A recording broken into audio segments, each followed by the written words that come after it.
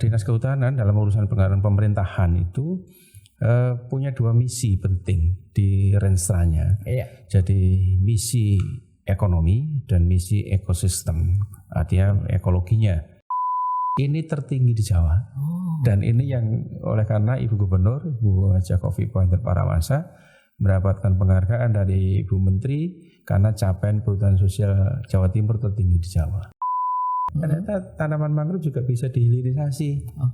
Jadi sirup mangrove. Jadi keripik mangrove. Di samping bisa untuk tempat wisata. Area kawasannya. Dan selfie anak-anak muda milenial yang bagus itu. Betul. Itu yang saya katakan tadi bahwa dia juga mendatangkan manfaat ekonomi pengelolanya. Jadi luar biasa Pak ya. Gitu. Jadi manfaatnya ternyata luar biasa.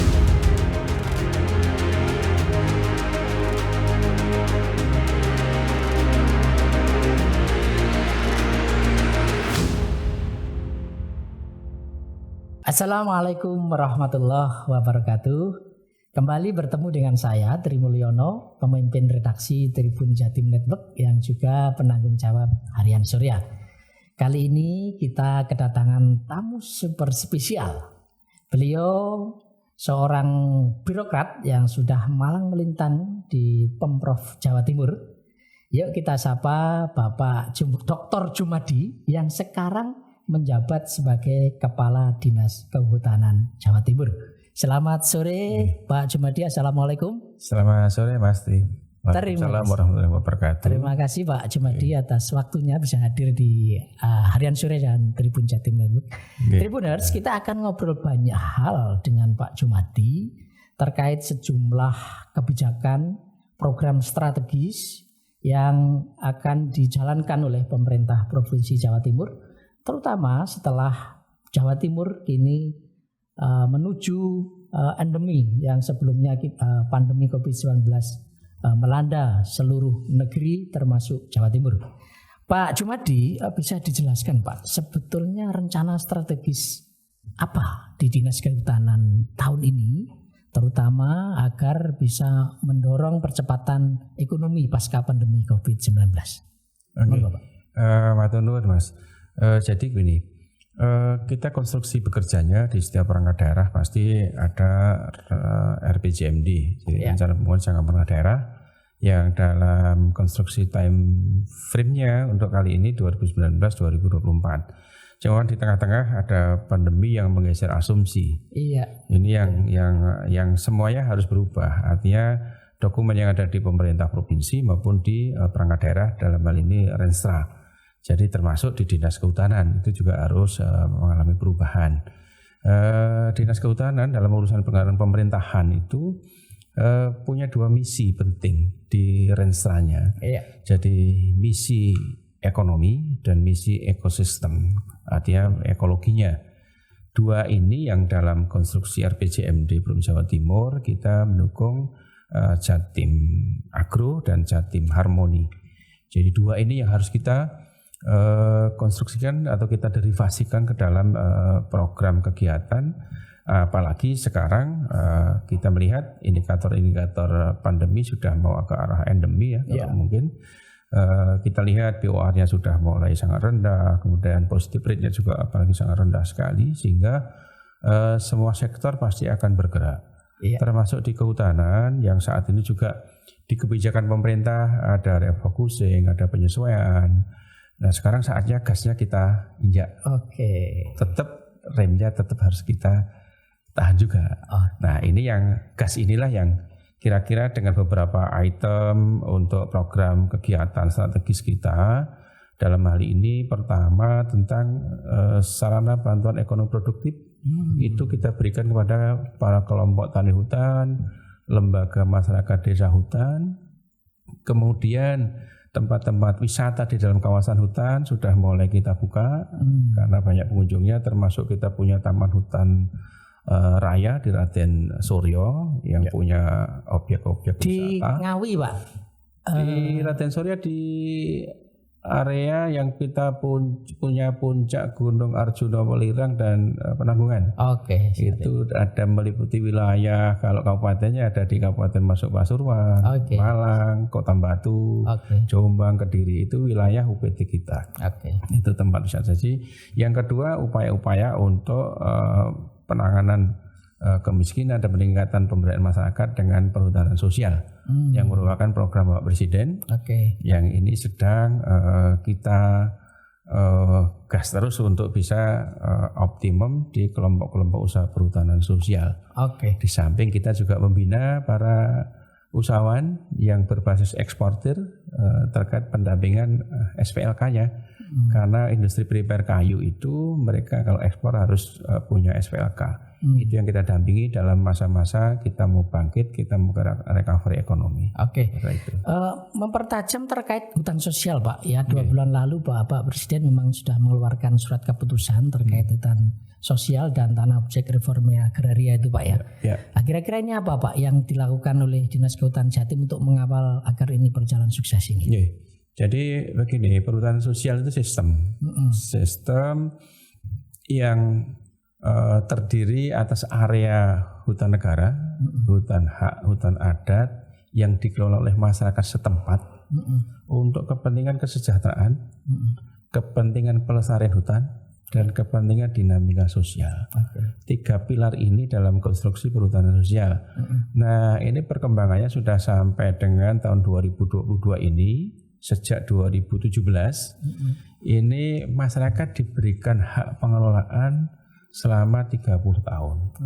Nah, jadi waktu 30 tahun ini kebijakan pemerintah free atau bebas biaya atau PNBP-nya zero.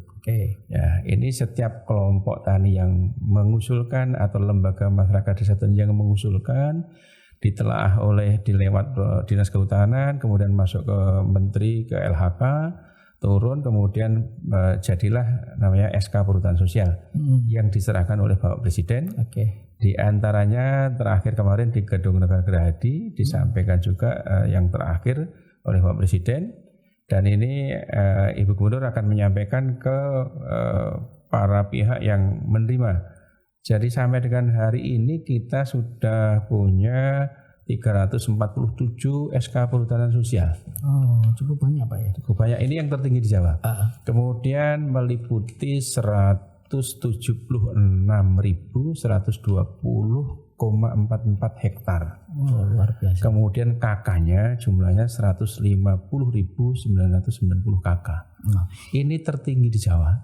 Dan ini yang oleh karena Ibu Gubernur, Bu Haja Khofifah Indar Parawansa mendapatkan penghargaan dari Ibu Menteri karena capaian perhutanan sosial Jawa Timur tertinggi di Jawa. Di Jawa, Pak, yang luar biasa. Pak, ini sebarannya di wilayah Jawa Timur ya terkait pemanfaatan SK hutan sosial ini di mana saja, Pak? Yang paling ada 19 kabupaten kota, rinciannya 18 kabupaten dan 1 kota. Itu Kota Batu. Batu termasuk Batu ya. Karena itu kota yang ada di area pedesaan. Jadi sebarannya itu. Nah, proses yang paling penting sebetulnya setelah 5 SK itu agar para penerima SK, apakah itu kelompok tani hutan atau LMDH, segera membuat unit usaha dalam bentuk kelompok usaha perhutanan sosial. Ini yang paling penting. Karena di kita sampai dengan saat ini memang ada kelompok-kelompok usaha perhutanan sosial dari yang ada di Jawa Timur itu ada sekitar 700-an lebih yang terklaster dalam kelas-kelas, apakah dia masuk di kelompok blue, silver, gold atau platinum. Apa itu? Nah, jadi kelompok-kelompok usaha ini kelompok berdasarkan pasarnya. Jadi contoh misalnya di Lumajang. Lumajang itu ada 6 LMDH pengelola SK Perhutanan Sosial yang salah satu kelompok usaha perhutanan sosialnya LMDH Wonolestari itu punya 2 KUPS. Kelompok usaha perhutanan sosial itu kelasnya platinum. Mereka artinya sudah bisa ekspor. Satu itu kelompok usaha Pisang Kirana, yang kedua kelompok usaha perhutanan sosial Thales. Ini yang mereka sudah kelas platinum karena mereka sudah bisa ekspor. Jadi ini yang membedakan kelas-kelas tadi berdasarkan pasarnya. Jadi inilah yang ada di eksempel di Lumajang, mereka sudah bisa membangun dan atas bimbingan kita juga dari cabang dinas kita di Lumajang. Kita punya penyuluh, perhutanan sosial juga ada pendampingnya, sehingga arahnya, empoweringnya mereka punya kelompok usaha perhutanan sosial. Ya, harapan kita semuanya bagaimana kita arahkan ke gold sama platinum, ke platinum semuanya gitu. Nah ini yang contoh yang ada di eksempelnya ada di Lumajang seperti itu. Itu komoditi yang dikelola masyarakat dengan adanya hutan sosial itu contohnya pisang dan Thales Pak ya. Ada lagi Pak komoditi lain yang sungguh prospektif di saat ini Pak? Komoditi yang dihasilkan tentu sesuai dengan zona agroekologi yang ada di kawasan masing-masing. Jadi ada yang agrosilvopastur, itu ada yang ternak, sapi perah, kambing etawa ada, kemudian kopi, ada porang juga. Ya, porang itu Pak. Sekarang kan lagi tren ya, masyarakat banyak yang menanam porang. Bisa dijelaskan Pak prospek kedepannya kayak apa sih Pak?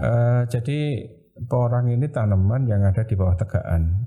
Ya, kalau di bawah tegaan berarti area sebaran spasialnya tentu di kawasan hutan.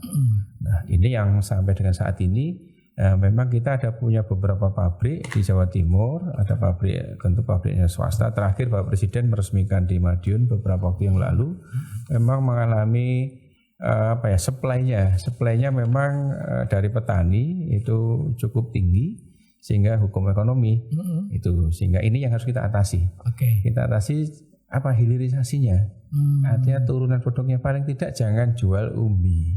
Jualah yang chip, yang sudah diiris, sudah kering, sudah tidak gatal. Nah, sebarannya ada di hampir semua perhutanan kita, baik di kawasan hutan maupun di hutan rakyat. Ini yang komoditi yang menarik yang jadi atensi Pak Presiden dan saat ini sedang kita kelola. Jadi begini, hilirisasinya seperti apa? Kita punya kelompok tani hutan di Batu, namanya kelompok tani hutan Panderman. Ini yang kemarin juara pertama KTH tingkat nasional, juara pertama. Itu sudah bisa membuat turunan dari produk porang. Mereka ngambil tepung porang menjadi beras porang yang karbonya rendah, kemudian menjadi bakso porang yang waktu Jatim Fair juga dipamerkan untuk gratis untuk dapat 1 mangkok bakso porang dari pengunjung. Ini yang ternyata kuncinya seperti yang Ibu Gubernur selalu berikan atensi, nilai tambah. Jadi jangan bergerak di on farm tapi off farm. Nilai tambah, value. Ini yang penting karena apa? Hampir semua proses itu harus ada ke arah nilai tambah.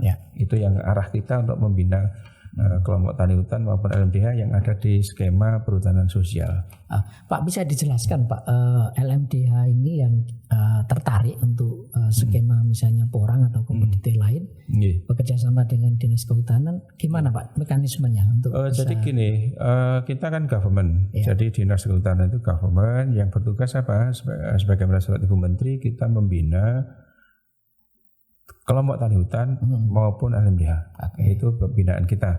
Nah, kita punya organ cabang dinas, ada 10 cabang dinas, kita punya organ penyuluh kehutanan dan penyuluh ekosistem juga, dan mereka akan sampai ke mereka partnership-nya.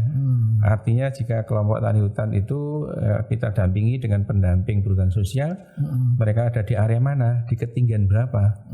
Mereka ini cocoknya kopi. Kopi kita masuk. Tapi kita tidak bisa kerja sendiri.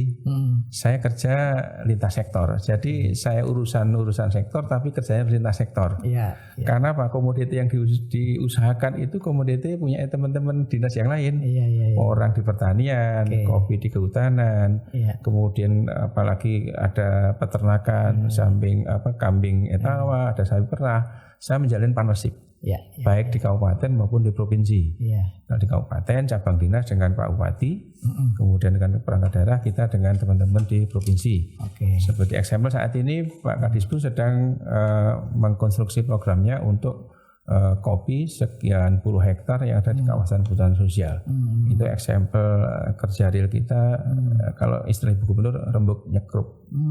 Gitu. Apa itu Pak? Yang jadi rembukannya harus nyekrup, jadi sinkronisasi, sinergi. Gitu ya. Gitu. Dan Dinas Kehutanan sebagai salah satu fasilitatornya Pak ya, di antara banyak dinas. Pak, ini masyarakat yang tertarik untuk mengelola kawasan hutan misalnya, itu sebetulnya masyarakat yang harus aktif atau Dinas Kehutanan juga proaktif juga Pak untuk mendorong masyarakat. Jadi ada area bekerja itu kalau kita masuk skema perhutanan sosial itu harus sebelum terbitnya SK dan setelah terbitnya SK. Sebelum terbitnya SK kita dampingi bersama dengan pendamping itu supaya nanti kelengkapannya itu harus clear. Jadi aktif juga Dinas Kesehatan di sana Pak ya. Kita aktif melalui cabang dinas kita, melalui penyuluh kita di sana. Setelah terbit SK juga kita harus aktif juga supaya mereka segera punya kelompok usaha perhutanan sosial. Ini yang harus kita kerjakan sama-sama dengan mereka. Ini yang terpenting itulah kita untuk membina mereka. Pak, ini mungkin penerjemahan dari program Jatim Harmoni Pak ya. Ibu Gubernur kapan hari menetapkan sejumlah wilayah menjadi kawasan ekosistem esensial gitu ya. Ada 4 wilayah itu. Kira-kira apa Pak yang bisa dijelaskan terkait kawasan ekosistem esensial ini Pak? Jadi di ruang hutan itu ada ruang ekonomi dan ruang ekologi. Ekologi itu kita harus mengambil bagian penting untuk pelestarian. Itu diantaranya hutan konservasi dan hutan lindung. Jadi kawasan ekosistem esensial itu adalah kawasan penting yang di situ banyak habitat flora dan fauna yang harus kita lindungi. Nah, tidak hanya dilindungi, tetapi juga ada manfaat ekonominya, seperti yang di KAE Ujung Pangkah Gresik. Di sana ada berbagai jenis tanaman mangrove, kemudian ada berbagai jenis burung air, yang itu burung migran. Dan di sana ada objek yang penting adalah objek untuk bird watching-nya. Kemudian ada kerang hijau di sana. Sehingga kawasan ekosistem esensial ini kalau dikelola oleh pengelolanya, nah pengelola ini nanti ditetapkan oleh SK Gubernur, itu dia punya kemanfaatan ekonominya. Jadi apakah di Ujung Pangkah Gresik, di Teluk Pangpang di Muncar, Gili-Gili di Trenggalek, atau di Masa Kambing, itu pengelolaannya itu dengan Sagub dan mereka sudah clear pengelola dan dapat jasanya dari yang dikelola. Jadi tidak bisa dipisahkan sebetulnya ya, Jatim Harmoni jalan, maka otomatis nanti sisi ekonominya juga jalan gitu. Jadi dua misi penting di kehutanan itu misi ekonomi dan misi ekosistem ekologi. Dua-duanya jalan. Itulah namanya pembangunan yang berkelanjutan atau pembangunan hutan lestari yang kemanfaatan ekonomi dan untuk generasi mendatang ini menjadi satu konstruksi sasaran dari dinas. Terkait mangrove Pak, ini kan kita tahu negara-negara maju sedang gencar lah untuk menanggulangi dampak pemanasan global dan perubahan iklim Pak ya. Dan mangrove menjadi salah satu faktor strategis Pak. Ini Jatim juga mentarget untuk menanam 34.000 hektar mangrove di Jatim. Saat ini bagaimana Pak? Jadi 34.000 itu data yang dirilis oleh Badan Restorasi dulu mangrove itu target nasional. Jadi memang di 2021 kemarin karena ada pandemi, ada refocusing, sehingga sampai dengan hari ini kita sudah mencapai sekitar 1.300 hektar 2 tahun belakangan. Ya, ini hanya dari duit pemerintah ya. Banyak dari masyarakat. Sehingga kita sekarang sedang lagi kerjakan sistem data untuk bisa merecording itu data-data masyarakat yang menanam mangrove. Nah, kenapa mangrove ini penting? Karena vegetasi ini ternyata memiliki kekuatan mengurai karbon sekitar 4-5 kali lebih kuat daripada vegetasi pohon biasa. Nah, ini yang Ibu Gubernur kemarin keliling mulai dari Ujung Pangkah Gresik ke Teluk Pangpang di Muncar, ke 10 di Bangkalan, kemudian di Pantai Bohe di Probolinggo, di Tuban juga ya Pak. Di Tuban juga itu men-trigger itu masyarakat. Ini loh mangrove itu penting. Tapi tidak hanya tanamannya, ternyata tanaman mangrove juga bisa dihilirisasi. Jadi sirup mangrove. Jadi keripik mangrove. Di samping bisa untuk tempat wisata. Area kawasannya. Dan selfie anak-anak muda milenial tempat yang bagus itu. Betul. Itu yang saya katakan tadi bahwa dia juga mendatangkan manfaat ekonomi pengelolanya. Tadi luar biasa Pak ya. Gitu. Jadi manfaatnya ternyata luar biasa. Pak, sebetulnya gini, Jatim ini kaya lah ya komoditas-komoditas hutan itu ya. Sejauh mana sih Pak upaya untuk meningkatkan lagi komoditas-komoditas hutan kawasan selain yang sudah dijelaskan tadi Pak? Jadi sebetulnya urusan kehutanan itu yang akan meleverage ekonomi kita itu tidak hanya kayu, ada juga yang bukan kayu. Dan saat ini memang GDP di kehutanan itu supporting ke GDP Jawa Timur baru sekitar 0,45%. Inilah yang saat ini sedang kita coba quick riset kira-kira yang bukan kayu itu kira-kira apa yang bisa kita segera bisa cover. Misalnya nanti gula aren. Ini masuk area mana gula aren? Ternyata ini masuk di area kehutanan. Nah ini yang sedang kita pelajari karena apa? Kalau kayu kita cash flow-nya kan jangkanya panjang. Tebang tanam mulai tebang itu bisa 10 tahun bisa macam-macam itu. Nah, kira-kira yang untuk jangka pendek itu misalnya sekarang ada kalau sekarang lebah madu, minyak kayu putih itu. Apalagi kira? Ini yang sedang kita riset. Saya sudah bicara dengan kepala Balitbank untuk kira-kira apa yang bikin pendek cash flow-nya. Atau carane wong nyambut gawe itu golek duit sing saiki nyambut gawe entuk duit. Jadi gak ngenteni sebulan udah. Nah, ini yang sedang kita kerjakan. Artinya kayu dan bukan kayu.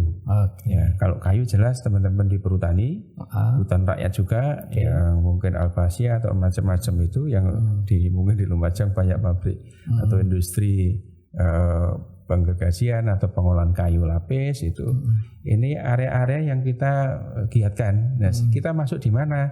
Di area-area industri kayu itu kita masuk di SPLK-nya. Artinya kita fasilitasi, kita dampingi supaya apa? Mereka bisa ekspor. Jadi saya kerjasama juga dengan Kadis Indak. Mereka juga fasilitasi SPLK tapi untuk end product-nya.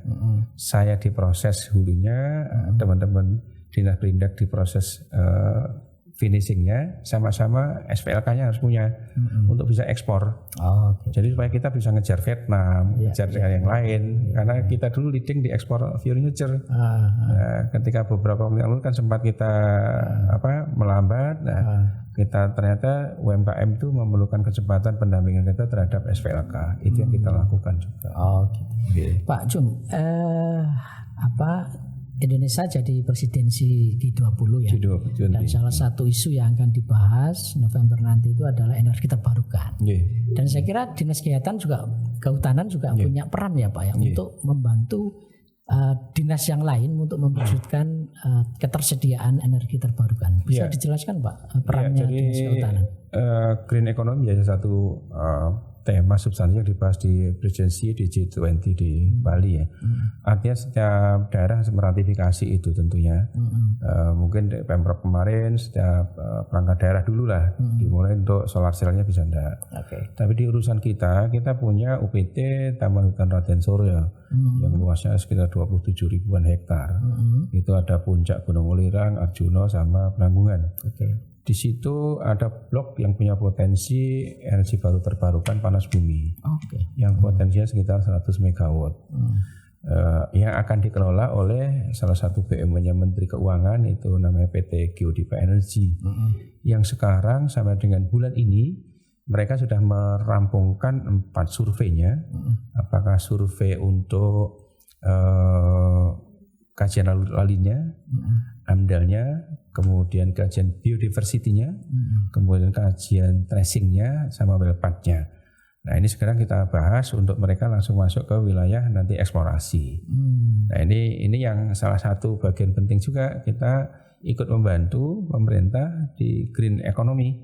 Artinya dari salah satu sumber panas bumi yang merupakan energi baru terbarukan dalam rangka tadi bahwa Indonesia menuju green economy. Artinya bahwa energi baru terbarukan ini menjadi bagian penting juga di kita. Mungkin juga tidak hanya itu, mungkin biomasa juga menjadi bagian penting. Karena area kita area di perhutanan sosial, kita bisa yang skala-skala kecil. Artinya di area perhutanan sosial seperti di Lumajang kemarin, Lumajang itu satu dari 2 pilot project nasional untuk perhutanan sosial skala besar, yang namanya Integrated Area Development. Ini di sana ada 6 lembaga masyarakat desa hutan yang tadi saya sebutkan, salah satunya sudah punya kelompok usaha perhutanan sosial platinum. Ekspor ya Pak ya. Ekspor. Mereka kemarin juga ada area budidaya sapi yang kotorannya diolah menjadi sumber gas untuk masak di dapur. Itu saya kemarin kebetulan mendampingi Ibu Gubernur melihat di salah satu rumah tangga yang memproses kotoran dari ternak sapinya, kemudian dikelola menjadi sumber gas untuk masak. Ini kan energi baru terbarukan di skala kecil. Jadi mulai hulu sampai hilir. Keterlibatan dinas kehutanan itu luar biasa Pak sebetulnya. Itu kita masuk ke sana lah, area sana. Jadi kita memang urusan sektor, tetapi kita juga mengkoordinasikan lintas sektor, terutama di perhutanan sosial. Ini yang jadi program prioritas dari Bapak Presiden. Nanti mekanisme kerjasamanya dinas kehutanan dengan BUMN yang nanti akan mengelola energi terbarukan di kawasan Tahura. Itu gimana Pak? Jadi ini kan mereka dapat izin dari kementerian, Kementerian SDM. Kita karena area itu yang mengelola kita dan area itu area konservasi, tentu ini ada partnership yang nanti akan ada yang sudah ada ketentuan-ketentuannya, termasuk bagian keuntungan yang akan masuk ke Pemprov. Itu kalau sudah eksploitasi. Jadi dalam hal ini mereka pasti juga tentang CSR-nya mereka, kemudian bagian yang harus masuk ke Pemprov itu nanti ada item-item yang eksplisit seperti itu. Jadi kita dalam sekarang ini membantu mereka untuk merapikan blok. Artinya blok yang kena untuk well-pack-nya nanti itu adalah blok perlindungan. Nah itu yang harus ditata. Itu tugas kita untuk menyiapkan itu. Jadi mereka agar dalam melakukan eksplorasi nanti maupun lanjutannya eksploitasi itu tidak mengganggu kawasan itu, karena di sana banyak habitat faunanya Pak. Ada elang Jawa, ada ratusan spesies burung yang indah-indah, dan di dalamnya juga ada anggrek-anggrek hutan yang luar biasa di sana, dan itu tempat indah yang mungkin masyarakat perlu tahu itu. Pak, itu untuk angka persentasenya sudah sejauh mana Pak prosesnya? Sekarang kalau sudah saya bikin kuantifikasi dari awal sampai dengan survei pendahuluan, kemudian sampai dengan survei akhir final ini, kita kira sudah 50%. Tinggal kita nanti bahas hasil surveinya, mereka lanjut ke eksplorasi. Itu. Yang penting sebetulnya ini kawasan konservasi, tapi pemerintah juga ini masuk PSN, proyek strategis nasional, dan ini kebetulan juga masuk program energi baru terbarukan. Nah ini sama-sama kita cari win-win solutionnya, biar eksplorasi tidak mengganggu kawasan konservasi, tapi malah sebenarnya akan memperkuat. Itu yang jadi barangkali. Tribuners menarik sekali ya. Ternyata kalau kita bicara hutan ini banyak hal ya Pak ya yang bisa kita eksplor. Pantesan Pak orang sarjana kehutanan bisa jadi presiden. Ngomong-ngomong itu Pak Jumadi, sebetulnya Pak Jumadi ini kuliahnya di mana Pak? Bisa diceritakan Pak, mulai pendidikannya SD sampai karirnya sehingga sekarang menjadi kepala dinas kehutanan. Lahir di Sragen ya. Besar mulai SD sampai SMA ada di Sragen, kuliah ada di Solo di 11 Maret. Di UNS Pak ya? Di UNS, kemudian masuk selesai UNS Jakarta 3 bulan, kemudian daftar perencana waktu itu. Itu fakultas apa Pak? Fakultasnya jurusan ilmu tanah. Jadi kebetulan waktu itu karena pusat ada proyek untuk rekrutmen perencana pembangunan yang dibutuhkan salah satunya ilmu tanah, saya masuk. Jadilah saya masuk di Jawa Timur, kemudian di S2-nya di ITS waktu itu ngambil manajemen magister manajemen teknologi. Kemudian larilah saya untuk area yang lain ke makroekonomi dan fiskal. Jadi S3-nya di Brawijaya. Itu yang konstruksi pendidikan saya seperti itu. Tapi itu yang sebetulnya kalau kita empiris bekerja dan pendidikan, saya pikir di area kompetensi manajerial itu ya harus mempunyai spektrum yang lebih luas.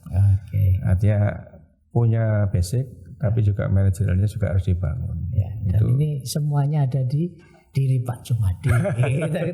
Pak Jumadi, ini pengen ngobrol lebih lama ini. Tapi Pak Jumadi mungkin banyak kesibukan. Bisa disimpulkan Pak dari obrolan sore kita hari ini agar kemanfaatan hutan di Jawa Timur makin baik untuk masyarakat di Jawa Timur, Pak.